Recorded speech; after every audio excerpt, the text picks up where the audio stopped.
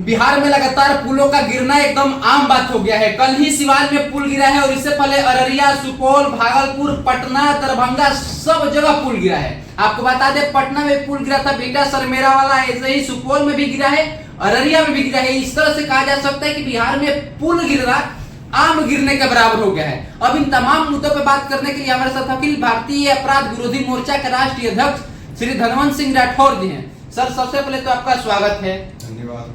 ये पुल गिरना बिहार में इतना आसान क्यों हो चुका है? पुल गिरना आसान शुरू से ही है, क्योंकि अपने बिहार में सुशासन बाबू की सरकार है। अच्छा, सुशासन बाबू नीतीश कुमार को लोग बोलते हैं, जबकि सच्चाई है कि बिहार के किसी भी काम में बिना भ्रष्टाचार का काम का शुरुआत नहीं होता है। जहां पुल का काम है, यहाँ करोड़ों अरबों का फंड होता है। जहां एक बड़ा रकम आसानी से सरकार के शीर्ष तक पहुंचता है, उसके लिए नीतीश कुमार की कोर टीम नहीं है, बल्कि एक चोर टीम है। और वो चोर टीम ये निर्धारित करता है कि किस पुल के ठेका में कितना मेरी हिस्सेदारी चाहिए। जब गवर्नमेंट के तरफ से ही पुल के ठेकेदारी में हिस्सा लेना और उस आधार पर उसको ठेका देना, इसके बाद फिर junior engineer, executive engineer, superintendent engineer और उस विभाग के सेक्रेटरी, यदि अभी जैसे आप कल की बात कर रहे हैं, सिवान में गिरा है, नहर पर गिरा है, 3 दिन पहले अररिया में गिरा है जो 12 करोड़ का पुल था, उससे पहले भागलपुर में गिरा है, सुपौल में गिरा है, पटना में गिरा है। मतलब कि बिहार भ्रष्टाचार का पुल बनता है। माने पूरी तरह से वो पुल नहीं, भ्रष्टाचार रूपी पुल है। अब जब किसी भी पुल का पूर्व प्रधानमंत्री राजीव गांधी, स्वर्गीय राजीव गांधी, उनका कहना था कि सरकार का केंद्र से निकला हुआ पैसा 1 रुपया 10 पैसा 15 पैसा ही काम पर पहुंचता है। वो बातें आज 100% सच है कि बिहार में जितना का फंड दिखाया जाता है, उसका 25% पैसा ही काम में लगता है। लेकिन सर, आप नीतीश कुमार पे सवाल उठा रहे हैं। पूरा देश जानता है नीतीश कुमार बेदाग छवि के नेता है, एकदम ईमानदार है, ईमानदारी में कुट-कुट के भरी है, फिर आप उनको कैसे दोषी ठहरा सकते हैं? अभी भ्रष्टाचार में लिप्त में नहीं रहते हुए भी बड़ा भ्रष्टाचारी का काम हो रहा है। अच्छा। ठीक उसी तरीके से जैसे आसाराम बापू थे, लोग के लिए भगवान थे और वो सबसे बड़े दुष्कर्मी निकले। सच्चाई है ना?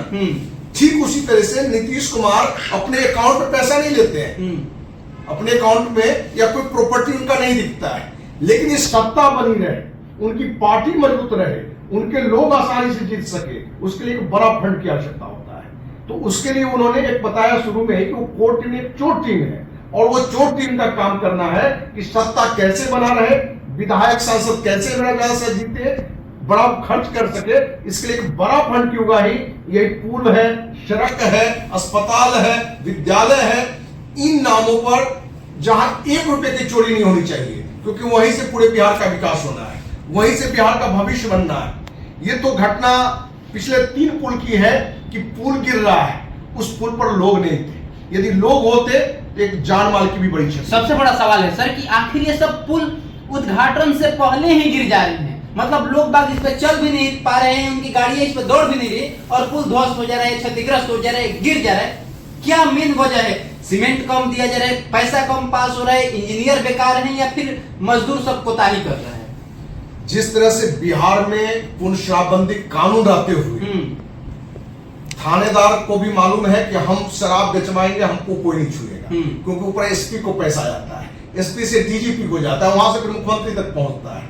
ठीक इसी तरीके से पुल के निर्माण में, सड़क के निर्माण में या अस्पताल के निर्माण में हर किसी को मालूम है कि ऊपर वाला से पैसा लेते लेते लेते यहां इतना है, क्योंकि उसको मालूम है कि पुल गिरेगा, कि लोग मरेंगे, ऊपर वाला बैठा हुआ भी जो है वो हमसे पहले ही पैसा ले चुका है, इसलिए उसका दुस्साहस नहीं, साहस नहीं है कि हम पर कोई कार्रवाई कर सके। जब लोगों के अंदर भय नहीं होगा गलत का, तो वो भय करेगा, क्योंकि उसको मालूम है कि सैया भाई कोतवाल तो अब डर काहे का। लेकिन सर, देखा जाए कहीं ना कहीं तो पूरे बिहार में जिस तरह से लिस्ट बनाया जाए तो लगभग हर जिला में आपको पुल गिरता हुआ दिखाई दे देगा। इसके पीछे सबसे बड़ा कारण आप भ्रष्टाचार को मानते हैं, लेकिन कहीं ना कहीं इसमें वो लोग दोषी नहीं है सर जो एक बार पुल बनाए, दोबारा उनको फिर से ठेका दिया गया, टेंडर दिया गया, या फिर उनसे छीन करके किसी और कंपनी को ना दे करके उसी को कहा गया रिपेयर करो। भाई, जिससे आपने पैसा लिया है अगली बार यदि कुछ कमियां है तो उससे और ज्यादा हिस्सा लेना है, लेकिन पुल उन्हीं को बनने के लिए देना है। पैसा लेकर के ठेका दिया जाता है क्या? ये तो हर कोई जानता है। यदि आप मीडिया नहीं जानते तो आश्चर्य है, ये देश का एक एक व्यक्ति जानता है कि अपने देश में और बिहार में कुछ ज्यादा है कि कोई भी काम बिना भ्रष्टाचार के संभव नहीं है। वो अपने देश में अभी नीट से लेके यूसीसी से लेके हर जगह भ्रष्टाचार की बात, पेपर लीक की बात आ रही है। तो अपने देश में अब कोई ऐसा काम नहीं है जो बिना चढ़ावा के होने वाला है।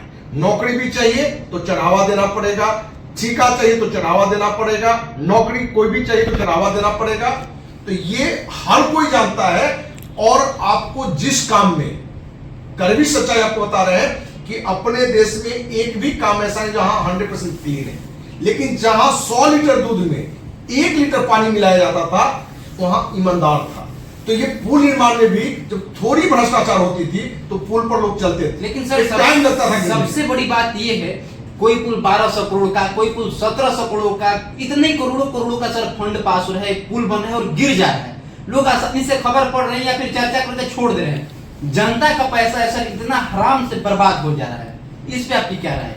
देखिए, इस पर तो सरकार को लगता है कि कहीं से हम ईमानदार हैं, जो कि है नहीं। एक कड़ा कानून बनना चाहिए कि आप पुल निर्माता हैं और जो भी क्वालिटी आपको देनी वो यदि आप नहीं देते हैं तो कम से कम आजीवन कारावास की सजा हो। हम तो कहेंगे कि इसमें ऐसा भी हो जिसमें बड़ी आर्थिक क्षति हो, जान माल की क्षति हो, तो उसमें फांसी की भी सजा दिया जाए, क्योंकि एक सामान्य एक व्यक्ति की हत्या के लिए फांसी हो जा सकती है, आजीवन कारावास हो सकता है। तो जहां एक पुल के निर्माण में 1200 करोड़ 1700 करोड़ या 12 करोड़ का ही अररिया वाली घटना होती है जो बकरा पुल के नाम से, वो पुल को ही बकरा बना दिया गया। जिस तरह से बकरा का वध किया जाता है उसी तरह से पुल का वध हो गया। तो ये घटना तब रुकेगा जब सरकार इस पर कड़ा कानून बनाए और सरकार सिर्फ दूसरे पर उंगली उठाने की जगह पर अपने अंदर झांके कि हम कितनी ईमानदारी से ठेका दिए हैं, कितना हम इसमें परसेंटेज लिए हैं, तभी ये पुल सही दिशा में बन पाएगा। आपको क्या लग रहा है कि इस पूरे प्रकरण में किसका मिलीभगत ज्यादा है और कौन लोग आपके सबसे अधिक दोषी हैं जिन्हें तुरंत बर्खास्त करना चाहिए या फिर उन्हें अपने पद से इस्तीफा देना चाहिए? नैतिक आधार पर मुख्यमंत्री सबसे बड़ा जिम्मेवार है। रेल की घटना घटता है तो हमारे पूर्व प्रधानमंत्री जब लाल बहादुर शास्त्री जी थे रेल मंत्री, तो उन्होंने नैतिकता के नाम पर एक रेल दुर्घटना पर इस्तीफा दे दिया था। क्या मुख्यमंत्री नीतीश कुमार को यह सोचना नहीं चाहिए कि हमारे काल में पुल गिरने का एक लाइन लगा हुआ है, भ्रष्टाचार का लाइन लगा हुआ है, तो नैतिक रूप से सबसे बड़ा दोषी है राज्य का मुखिया, उसके बाद उस मंत्रालय का मुखिया जो मंत्री है वो है, फिर जो पदाधिकारी में सेक्रेटरी है, वो चीफ इंजीनियर है, सुपरिटेंडेंट इंजीनियर है, एग्जीक्यूटिव इंजीनियर, जूनियर इंजीनियर तो सबसे नीचे आता है, उसको तो सबसे कम फंड मिलता है। इसलिए दोषी सभी है। यदि इसमें एक नैतिक भी माहौल बनाया जाए तो मुख्यमंत्री को आगे आना चाहिए कि भाई पुल जिस तरीके से गिर रहा है इसका हम नैतिक रूप से अपने ऊपर जिम्मेवारी लेते हुए इस पद से इस्तीफा देते हैं। तो इस घटना से हर किसी में एक मैसेज आ सकता है कि आप ईमानदार बनिए, लेकिन लोगों को लग रहा है कि कितनी भी बड़ी घटना घट जाए आप भ्रष्टाचार करते रहो, पुल गिरे, लोग मरे, इससे कोई लेना देना नहीं। तो देख सकते हैं दोस्तों, ये हमारे साथ धनवंत सिंह राठौर जी हैं जो अखिल भारतीय अपराध विरोधी मोर्चा के राष्ट्रीय अध्यक्ष हैं। और आपको बता दें कि बिहार में लगातार पुल के गिरने का जो सिलसिला है वो थमने का नाम ही नहीं ले रहा है। अभी 2 दिन पहले अररिया में गिरा, कल सिवान में गिरा है और उससे पहले भागलपुर में गिरा, सुपौल में गिरा, यानी 2022 में भी सर 3-4 पुल गिरे हैं और 2023 के अभी करीब 4 या 5-6 महीना गुजरा है, 6 महीना, और 2 पुल गिर गया, 3 पुल गिर गया। सर ये कितना बड़ा दुर्भाग्य की बात है बिहार के लिए। देखिए, पुल गिरना तो मीडिया में आ रहा है, आप न्यूज भी बना रहे हैं। बिहार के पुल को छोड़िए, सड़कें की जो स्थितियां हैं, एक तो उस समय सड़क बनाना है जिस समय की सड़क का निर्माण होना नहीं चाहिए। अब बरसात आ जाएगा उस समय सड़क ज्यादा अपने आप बनता है, क्योंकि आसानी से एक बड़ा घोटाला किया जा सकता है। तो जो सड़क का भी एक आयु होता है, जो काम किया जाता है कि इतने साल तक ये सड़क पर दोबारा आवश्यकता नहीं है, लेकिन अपने बिहार की हर सड़क की स्थिति लगभग ये पुल वाली स्थिति है। और ये सब गिरने के पीछे एक ही कारण है, भ्रष्टाचार, भ्रष्टाचार, भ्रष्टाचार। चलिए तो बाकी आपकी क्या कुछ प्रतिक्रियाएं हैं जरूर दर्ज करिएगा। सोनू आनंद नाम है हमारा, समाचार सूत्र पे आप ये वीडियो देख रहे थे। अब देखने वाली बात ये है कि माननीय मुख्यमंत्री जी और जो भी इसमें नेताजी, जो भी मंत्री जी और जो भी ठेकेदार इसमें शामिल थे, ये लगातार पुल जो गिरते जा रहे हैं इन पे कार्रवाई होती है और कौन लोग बचते हैं या फिर कौन लोग अब इस पुल को निर्माण करेंगे। क्या ये लगातार पुल के गिरने का जो सिलसिला ये थमेगा या फिर ऐसे ही बरकरार रहेगा। पूरा देश का जो निगाह है वो पूरे हिंदुस्तान के सभी पुल पे पड़ा हुआ है। बाकी इसी के साथ नमस्कार स्वीकार करिएगा। मिलते हैं जल्द एक नए वीडियो में, तब तक जय हिंद जय भारत।